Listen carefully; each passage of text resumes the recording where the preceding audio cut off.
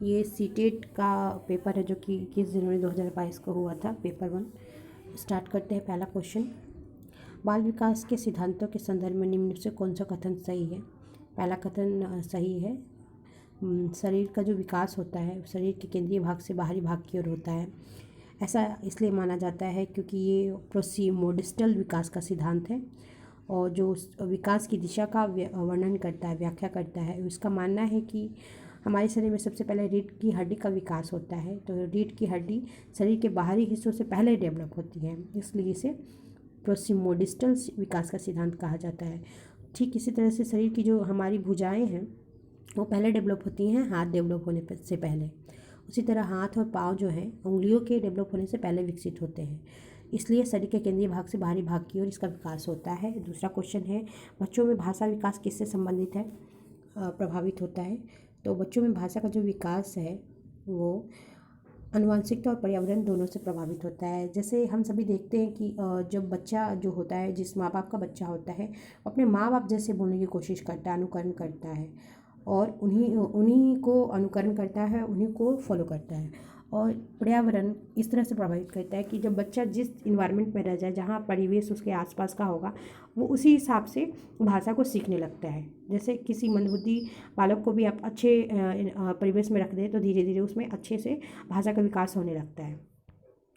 Next है, एक प्रगतिशील कक्षा क्या होती है? तो एक प्रगतिशील कक्षा अधिगम की व्यक्तिगत भिन्नताओं का सम्मान करता है। ऐसे सम्मान करता है जैसे मान लीजिए एक क्लास है और एक क्लास में तेज बच्चा भी है और कमज़ोर बच्चा भी है, तो हम जब पढ़ाते हैं उन्हें तो सबके डिफरेंसेस का सम्मान करते हुए पढ़ाते हैं, कि ऐसे पढ़ाते हैं कि कमज़ोर बच्चा भी सीख जाए और तेज बच्चा तो सीख ही जाता है। तो इस तरह से पढ़ाना और दूसरे की जो इंडिविजुअल डिफरेंस है उसको सम्मान करते हुए पढ़ाया जाता है, इसको प्रगतिशील कक्षा कहा जाता है। चौथा है, लॉरेंस कोलबर्ग के नैतिक विकास के सिद्धांत के अनुसार सजा टालने के लिए नियमों का पालन करना किस चरण को दर्शाता है?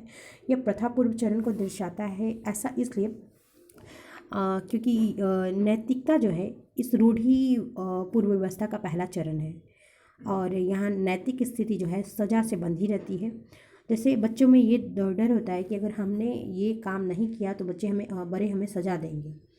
तो इसी तरह से ये प्रथा पूर्व चरण का चरण है और ये पहला ऑप्शन इसका सही आंसर हो जाएगा।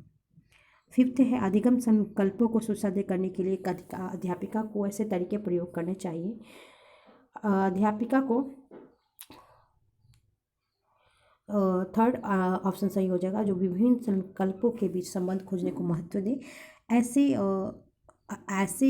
प्रोसेस को उनको संकल्प ऐसे जो प्रोसेस है उनको महत्व देना चाहिए। कि जैसे कि मान लीजिए जैसे क्लास में बहुत सारे बच्चे हैं और बहुत सारी संकल्पनाएं हैं, तो उन सब के बीच कैसे बच्चा कोऑर्डिनेशन बैठाता है, कैसे बच्चा सामंजस्य स्थापित करता है, ये खोजने देना चाहिए। उनको सामंजस्य बैठाने के लिए प्रोत्साहित करना चाहिए। जब बच्चा इस तरह से सामंजस्य बैठाने लगता है, सीखने लगता है, तो जो उसकी जो लर्निंग प्रोसेस है वो आसान हो जाती है, सुसाध्य हो जाती है और लर्निंग का जो प्रोसेस है वो भी बढ़ जाता है। तो अध्यापिका को ऐसे तरीके प्रयोग करने चाहिए, जो ऑप्शन थर्ड इसका सही आंसर हो जाएगा। बढ़ते हैं नेक्स्ट क्वेश्चन की ओर। क्वेश्चन नंबर 6,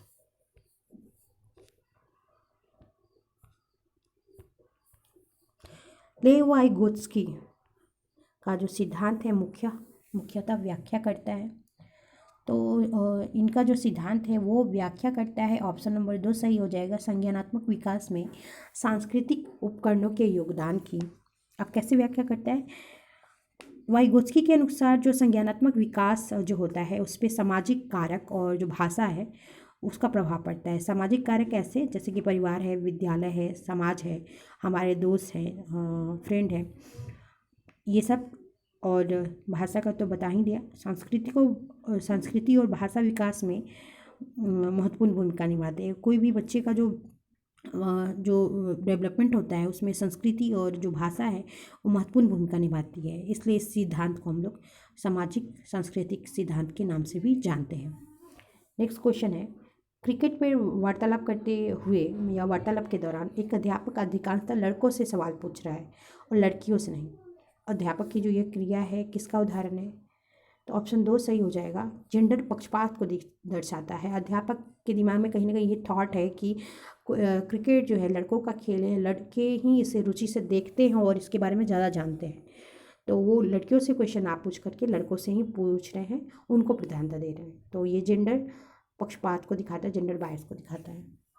नेक्स्ट क्वेश्चन है 8 नंबर, बाल केंद्रित कक्षा में एक अध्यापिका किसको महत्व देती है?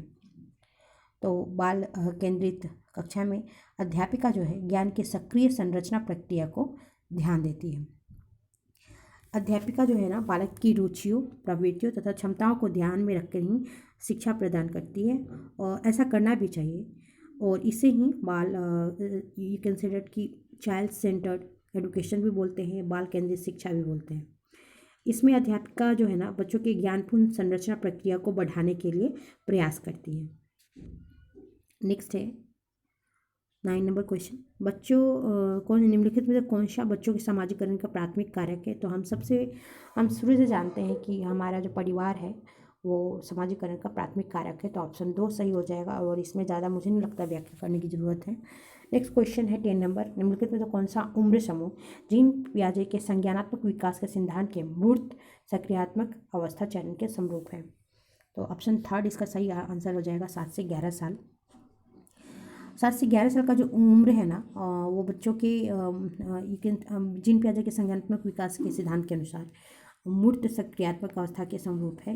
इस घटना में जो है ना इस उम्र में बच्चा जो है ना विद्यालय जाने लगता है और अपने आसपास हो रही वस्तुओं और घटनाओं के बीच कोऑर्डिनेशन बैठाने लगता है, और उन भिन्नताओं से अगर डिफरेंसेज है उनसे सीखने की क्षमता उसमें उत्पन्न हो जाती है। इसमें इस अवस्था में 7 से 11 साल में बच्चा संख्या बोध मतलब नंबर्स को पहचानना, वर्गीकरण डिफाइन करना, डिफरेंस के आधार पर चीज़ों को बांटना, वर्गीकरण करना, क्लासिफाइड करना, और क्रम अनुसार मतलब नंबर्स के अनुसार व्यवस्था करना, किसी व्यक्ति वस्तु के मध्य जो पारस्परिक संबंध बैठाना वो सीख जाता है। इसलिए 7 से 11 साल मूर्त सक्रियात्मक अवस्था चरण का समरूप है। नेक्स्ट है, आप एक अध्यापक हैं जो ये विश्वास करता है कि बच्चे विभिन्न गतिविधियों अलग तरीक़ों से सीखते हैं। आप अपनी कक्षा में ऐसी आकलन योजना करेंगे जो आकलन के अलग अलग तरीकों पर आधारित होगा। ऑप्शन 4 इसका सही आंसर हो जाएगा। एक क्लास में आकलन के लिए मात्र एक ही विधि ना होकर के बहुत वैकल्पिक आकलन के तरीकों को देना चाहिए, क्योंकि अलग